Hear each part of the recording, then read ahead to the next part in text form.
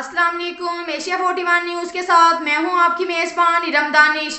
खबर शामिल करते हैं शोरकोट से। हमारे ब्यूरो चीफ राना मोहम्मद शबीर के मुताबिक THQ अस्पताल शोरकोट में डिजिटल एक्सरे मशीन 4 साल से खराब है, जबकि इंतजामिया की जानिब से डिजिटल एक्सरे मशीन को अभी तक ठीक ना करवाया जा सका। डिजिटल एक्सरे करवाने के लिए आने वाले मरीज प्राइवेट लेबॉर्ट्रियों में जाकर महंगे दामों एक्सरे करवाने पर मजबूर हैं। डिजिटल एक्सरे मशीन ठीक ना होने की वजह से यहां पर आने वाले मरीजों को शदीद परेशानी का सामना करना पड़ता है।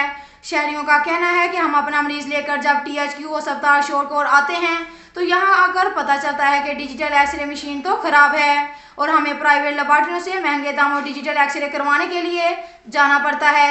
हम THQ डॉक्टर नवीर सफदर और आला अफसरान से अपील करते हैं कि डिजिटल एक्सरे मशीन को जल्द से जल्द ठीक करवाया जाए ताकि यहाँ आने वाले मरीजों का मसला हल हो सके।